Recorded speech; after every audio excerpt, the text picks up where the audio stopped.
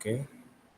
Nah, kemudian tujuan yang ketiga yaitu mengurangi produksi sedimen. Mengurangi produksi sedimen. Untuk daerah miring sendiri atau elevasi yang ekstrim ya, jelas sedimen lebih banyak ya. Dari hujan mengangkut kan limpasan semakin besar, semakin cepat. Tentu dia akan mengangkut banyak sedimen dari permukaan. Ya. Nah, dengan kita bisa mengatur daerah tadi dari elevasinya, dari ruang terbuka hijau. Kalau daerah permukaan tertutup oleh hijau, jelas sedimen sangat kecil, bahkan nol mungkin. Ya, gitu. Kemudian yang terakhir, meningkatkan atau memperbaiki kualitas air untuk berbagai penggunaan. Ya, dengan adanya total seluruh pengelolaan tadi dari pengelolaan landscape, bagaimana kita mampu menjaga, melindungi sumber-sumber air, melindungi limpasan daerah, aliran badan-badan air, sungai dan sebagainya. Tentu akan berdampak pada kualitas air yang lebih terjaga juga. Gitu. Kemudian ini maaf, ini bahasa Inggrisnya. Watershed. Watershed itu apa? Watershed itu sendiri ialah das ya, atau daerah aliran sungai. Ini sedikit review lagi mengenai das. Jadi daerah aliran sungai itu apa? Sebuah daerah, sebuah area aliran drainase, aliran air ya, yang mana tertutup, yang bentuknya ditutupi oleh elevasi atau permukaan topografi yang lebih tinggi. Apakah itu dataran lebih tinggi atau bukit perbukitan, gunung dan sebagainya. Nah, ruang lingkup wilayah inilah yang tertutup ini disebut oleh suatu das atau daerah aliran sungai.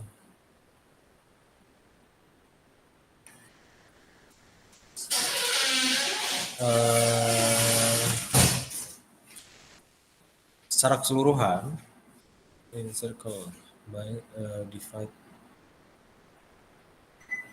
Nah, secara keseluruhan dia ditutup, kalau kita gambarkan ya, kalau dalam peta ditutup oleh sebuah garis, dan di dalam tadi banyak terdiri dari sungai-sungai, anak sungai maupun komponen lainnya seperti apa? Ekosistem dan tumbuhan maupun hewan, manusia, dan seluruh penunjang kehidupannya.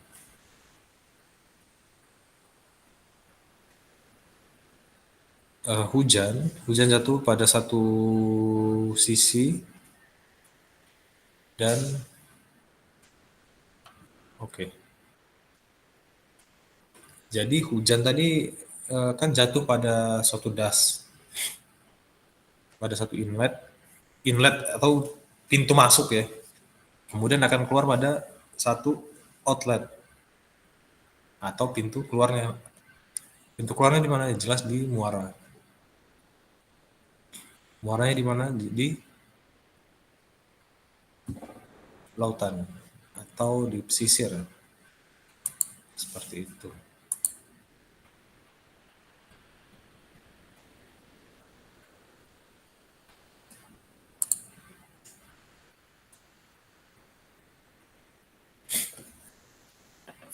Nah, ini daerah aliran sungai sendiri. Oke, nah ini kurang lebih seperti ini. Daerah aliran sungai merupakan bagian dari muka bumi yang airnya mengalir ke dalam sungai yang bersangkutan jika terjadi hujan. Sebuah pulau selamanya terbagi habis ke dalam daerah aliran sungai. Seluruh daerah, seluruh permukaan bumi ini selagi tanah ya, apakah dia pulau besar, pulau kecil, pasti tergabung dalam satu daerah aliran sungai. Dan das sendiri atau area aliran air maupun daerah sungai, wilayah sungai, kemudian das dan daerah tangkapan air. Nah, itulah komponen-komponen das yang ada, komponen das pada suatu wilayah.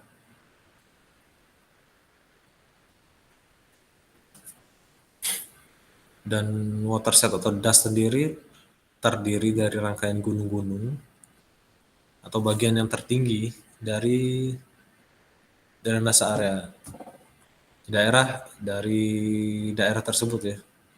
Terdiri dari, kalau kita lihat gambar di samping, terdiri dari pegunungan, perbukitan atau daerah topografi yang lebih tinggi. Ini sebagai batasan wilayahnya. Gitu. Walaupun sebenarnya gambar ini menunjukkan land use atau tata guna penggunaan lahan pada suatu das. Ini contohnya di Cianjur. Gitu. Ya.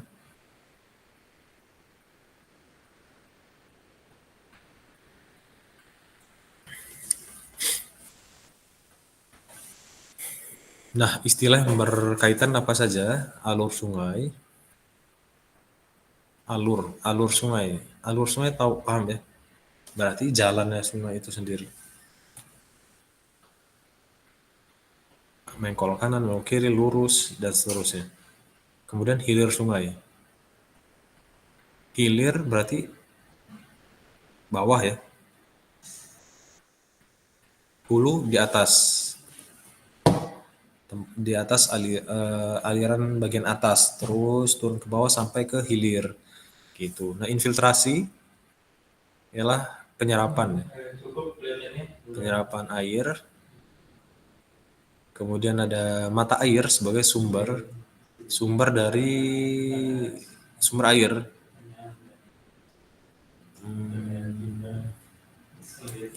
Ini coba yang lain masih ada ya, masih ada.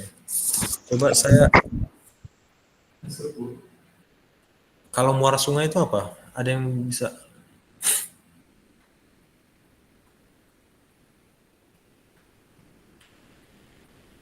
Ada yang bisa? Muara sungai itu apa? Kasih pendapat coba.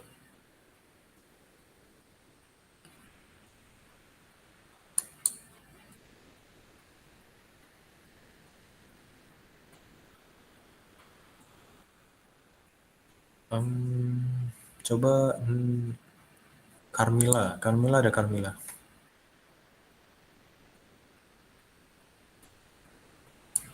Ini sekalian saya absen ya. Kalau nggak ada orangnya gagal. Ada Pak. Oke, muara sungai itu apa Carmila? Muara sungai ya Pak.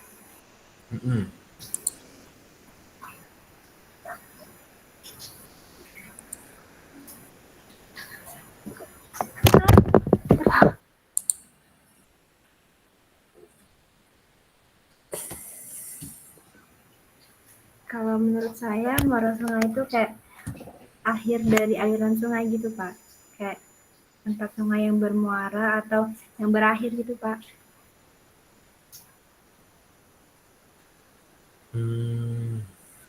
Oke, berakhirnya sungai. Ini kameranya mana Carmila? Kok nggak buka kamera?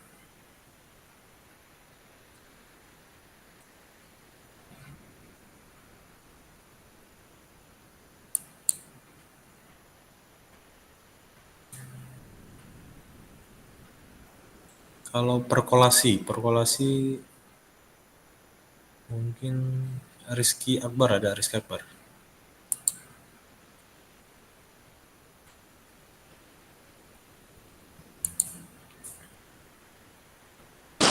Hadir Pak. Perkolasi itu apa? Perkolasi.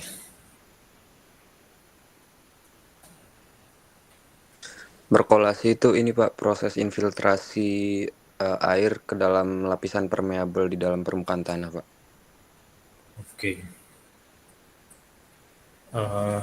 Infiltrasi lebih dalam ya sebenarnya, berarti ya. Kalau kami simpon lebih ke bawah, melewati bebatuan dan kerikil di bawah. Kalau pinggir basah alur, pinggir basah alur, faza ada faza.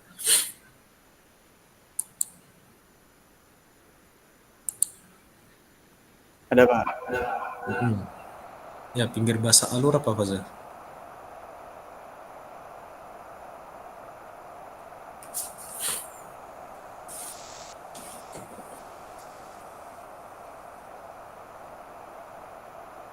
Ini ini nggak mesti yang ditunjuk ya. Kalau ada yang bisa jawab juga ya silakan, nggak masalah. Halo?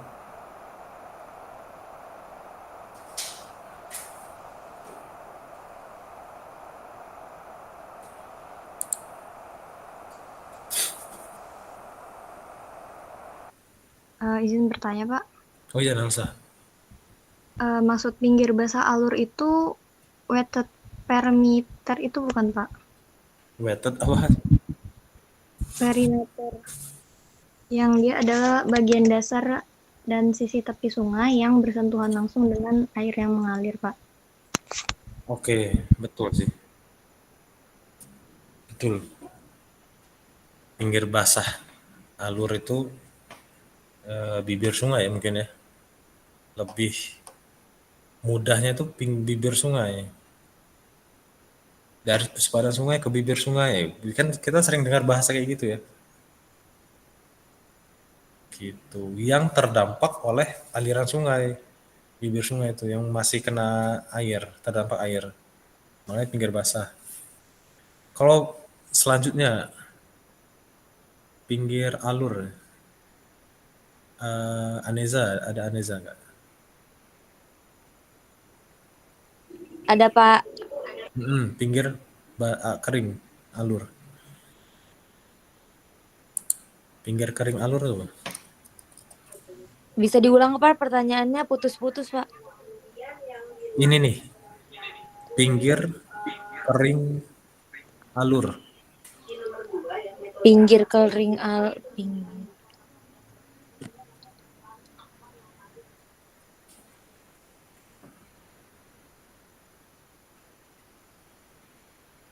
Berarti kebalikan dari pinggir basah apa? Berarti bagian tepi aliran air yang tidak terendam berarti Pak. Yang tidak terendam air. Oke. Yang tidak terendam air, yang berarti ya kebalikan dari alur basah tadi, basah alur ya. Persis di sebelah basah alur tadi. Oke. Kemudian bawah selanjutnya,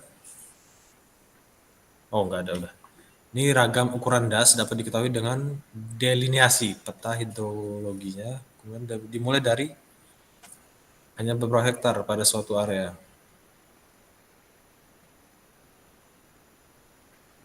Das yang besar meliputi sejumlah river basin. River basin itu ya daerah aliran sungai juga, wilayah sungai, perwilayahan sungai yang sudah kita sebutkan, kita bicarakan di pertemuan sebelumnya. Nah, faktor-faktor yang mempengaruhi streaming flow apa aja? Streaming flow ini aliran air ya, aliran air sungai, stream. Karakter fisik, karakter iklim dan cuaca. Ketika karakter fisiknya sungai itu terjal, kemudian banyak bebatuan, hambatan, sehingga angka floodnya lebih besar kan, dari lebar sungainya, kedalaman sungai dan seterusnya. Kemudian karakter iklim misalnya di daerah tersebut curah hujan lebih besar. Kemudian radiasi matahari tidak terlalu besar sehingga bukan jarang, evaporasinya lebih kecil. Itu pengaruhnya ya, karakter fisik dan iklim maupun cuaca.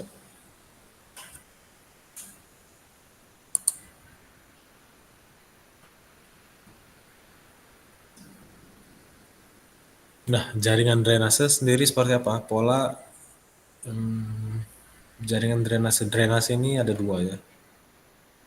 Drainase itu apa? Sebelum saya lanjut, silakan yang lain. Drainase itu apa? Oke, Willy. Willy, drainase itu apa, Will? Drainase ya Pak. Iya. Drainase itu ya buat ngalirin air runoff Pak. Oke. Contohnya apa? Kalau realnya di lapangan apa? Siring. Contohnya sungai Pak. So, kalau yang biasa kita sebut siring atau got itu drainase bukan?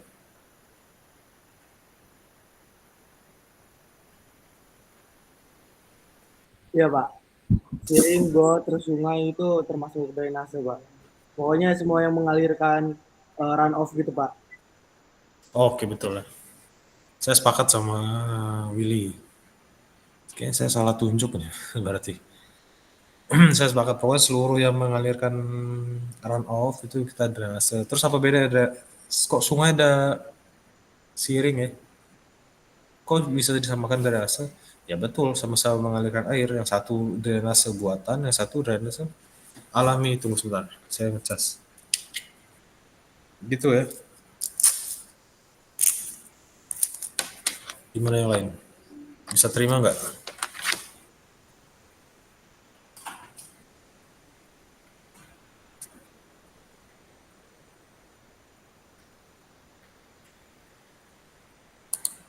Nah, kemudian jaringan drainase tadi pola atau susunan alur sungai alami pada das. Ya jaringan sungai tadi ya. Ini dalam hal ini kalau bicara das berarti kita bicarakan mengenai sungai. Karakter fisik yang penting bagi setiap drainase basin mempengaruhi efisiensi sistem drainase dan mempengaruhi sifat hidrografnya ya. Memberi informasi pengetahuan tanah dan kondisi permukaan existing pada sebuah das.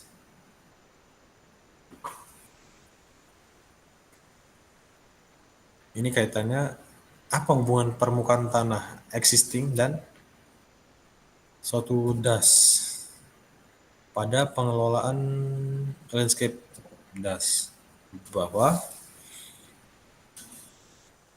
hubungannya ya ke besarnya limpasan dan besarannya infiltrasi pada suatu das gitu ya.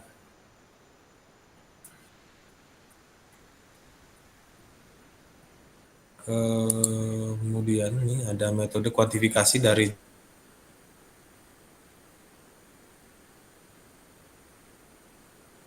jaringan drainase.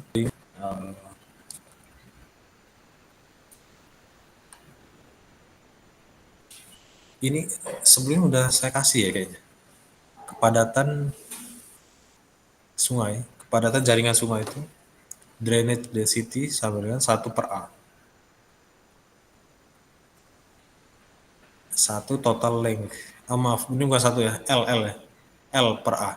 Atau panjang sungainya per watershed area. Total luasnya berapa? Luasan dari das tersebut. Kan kilometer persegi ya. Total panjangnya berarti dalam km, kilometer. Nah, kerapatan drainase memperlihatkan kerapatan ruang alur sungai pada suatu das itu sendiri. Sampai sini ada yang mau tanyakan? Kalau ada yang mau tanyakan langsung aja ya. Silakan. Langsung ditanya kalau yang mau ditanyakan.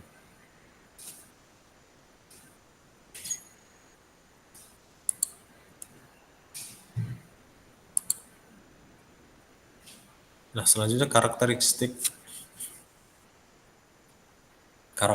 iklim dan cuaca seperti apa? Bahwa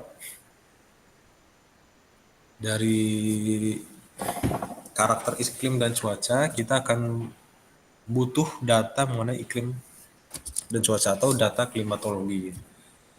Kemudian apa aja yang diukur, yaitu hujan, tinggi hujan, temperatur, kelembaban udara, kecepatan angin, evaporasi, incoming solar radiasi ya, radiasi matahari dan lainnya.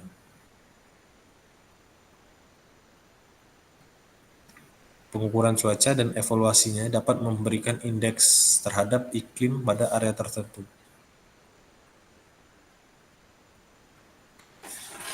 Pengetahuan ini sangat berguna bagi watershed manager. Kalau suatu saat kalian jadi manajer ya, dalam pengelolaan das atau sebagainya, ini yang minimal variabel-variabel ini yang kalian otak-atik harusnya, yang kalian pikirkan untuk mengelola suatu das. Minimal kalian punya data ini, dan inilah yang harus kalian kalkulasikan, analisa gitu. Mengenai pengukuran stream flow, ini penting. Apa pentingnya? Sehingga informasi hidrologis bagi watershed manager.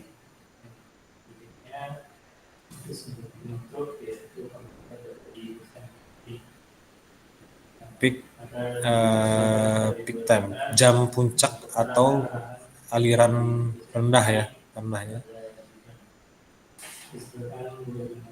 dalam berkala musiman atau setiap rutinitas daily-nya, annual runoff, maka didapatkan total dari limpasan. Nanti dia dirata-ratakan ya, keduanya, antara debit puncak maupun low flow. Low flow itu aliran rendah atau stabil ya. Stream flow hasil dari presipitasi, hubungannya dengan cuaca, tanah, vegetasi, dan topografi. Jumlah stream flow pada sebuah das itu discharge atau laju aliran air, volume air yang melalui lokasi tertentu per waktu.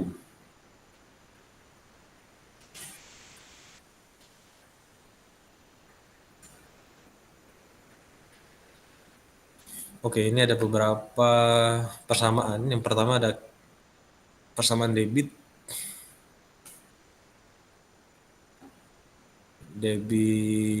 sungai ya, sama dengan A ini adalah luasan.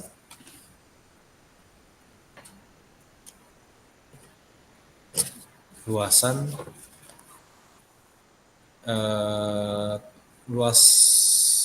muka sungai atau luas basah, keliling basah dari sebuah sungai dikali V sama dengan kecepatan meter kubik per detik.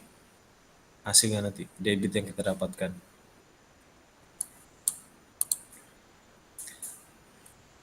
Kalau dengan metode slope area atau area miring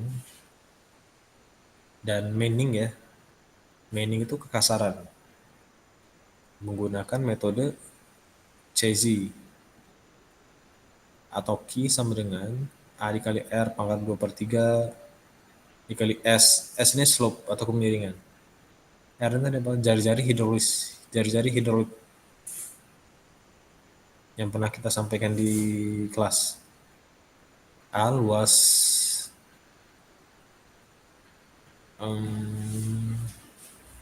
melintang sungai dikali R jari hidrolis kali S per BB apa bawah atau lebar ya.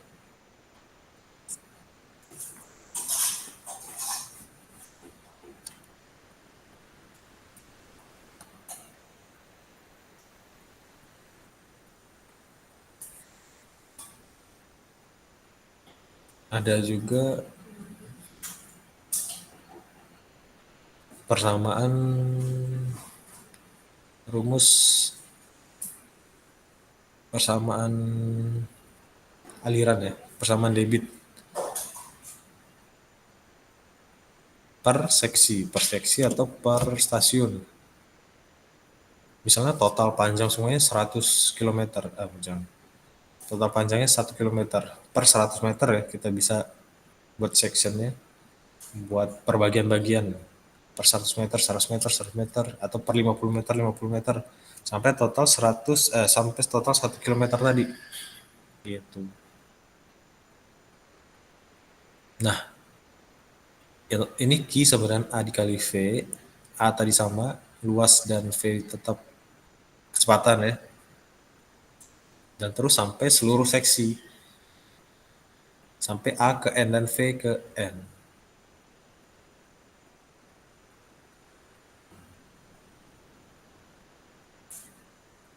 Sebenarnya dalam membuat N atau bagian, seksi tadi 10 aja cukup, namun tergantung dari ukuran. Makanya tadi kalau panjang sungai 10 kilo, kalau mau dibuat 10 seksi berarti 1 kilo 1 kilo.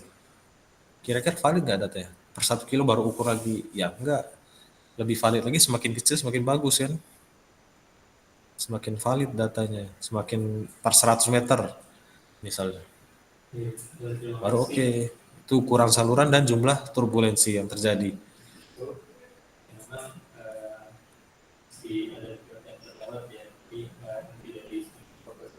Sampai sini ada yang mau ditanyakan? Sampai sini ada yang mau ditanyakan?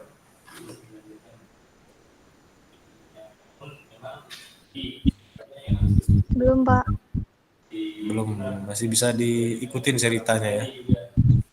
Betul, Pak.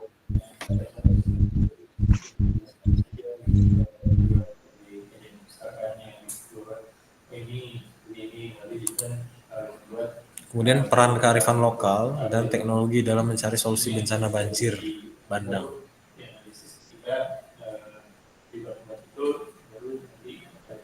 Kearifan lokal itu apa sih sebenarnya? Kebiasaan lokal ya, atau budaya lokal. Dan teknologi dalam mencari solusi.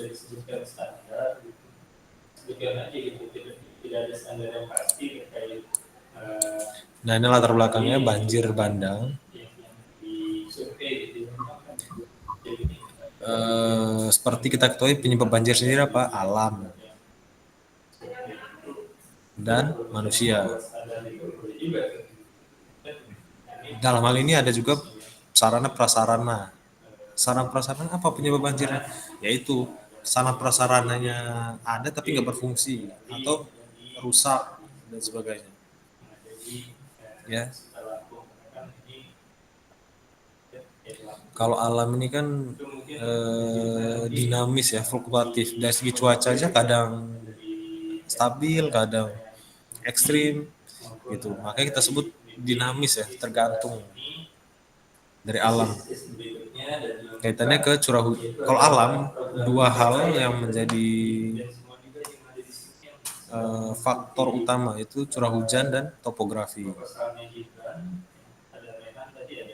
Kemudian ada iklim dan kondisi tanah. 100 hari yang ditetapkan dari harus dilaksanakan. Jadi bidang pengerjaannya itu harus selesai dalam. Sedangkan manusia butuh lahan ya, kebutuhan akan lahan yang untuk kebutuhan kehidupan selanjutnya ya, seperti kehidupan untuk bermukim, untuk buat rumah, pemukiman, perkebunan juga. Nah, sarana tadi itu rusak atau nggak berfungsi dan sebagainya. Dari semua faktor tadi dibutuhkan penanganan yang komprehensif, baik dari segi jangka panjang ataupun jangka pendeknya.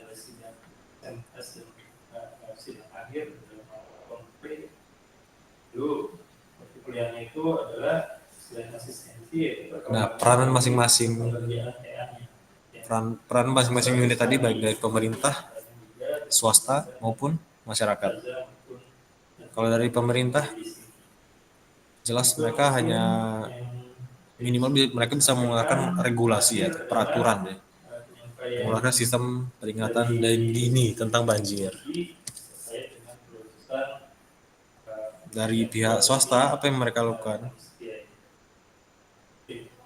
Sebagai mediator penyampaian informasi kondisi terkini dari pemerintah ke masyarakat. Atau sebaliknya.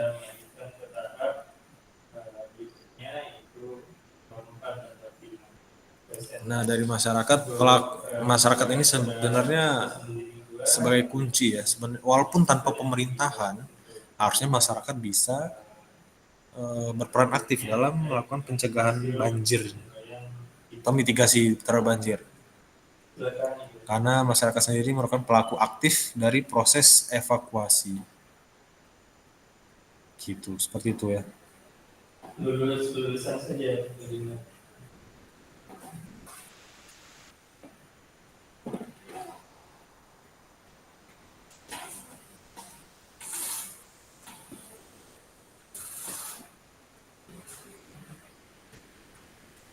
Kemudian apa yang dilakukan oleh pemerintah? Mengendalikan tindakan evakuasi dan relokasi, membuka jalur dan mengusahakan mengusahakan sarana dan prasarana. Karena mereka yang punya uang ya. Pihak swasta ini apa? Jatuhnya mereka ini seperti sponsor ya. Sponsor.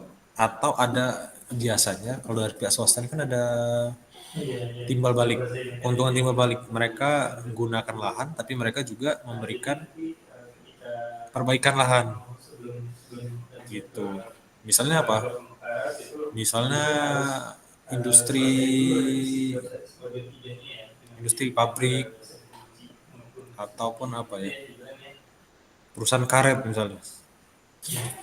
Pasti kan mereka menggunakan lahan di sebuah daerah, sebuah provinsi.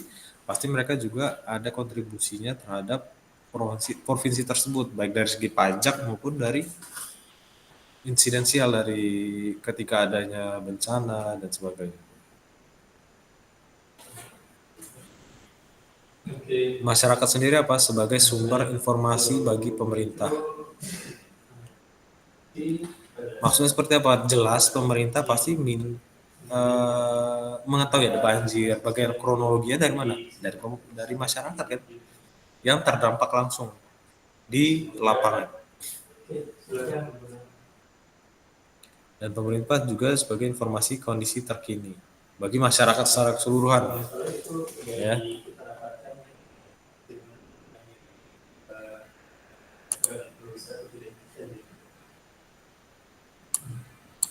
Ini maafnya belum terbaca ya. Bagal Ariel desain model. Sampai di sini dulu, ada yang mau ditanyakan nggak? Berikutnya adalah asistensi dulu ya, mengetikkan perspektif sebagai tiga.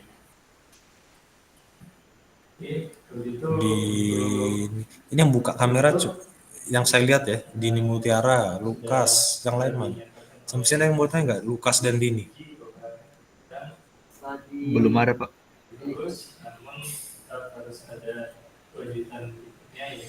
Saya bahasakan kesimpulannya bahwa banjir bandang perlu diidentifikasi,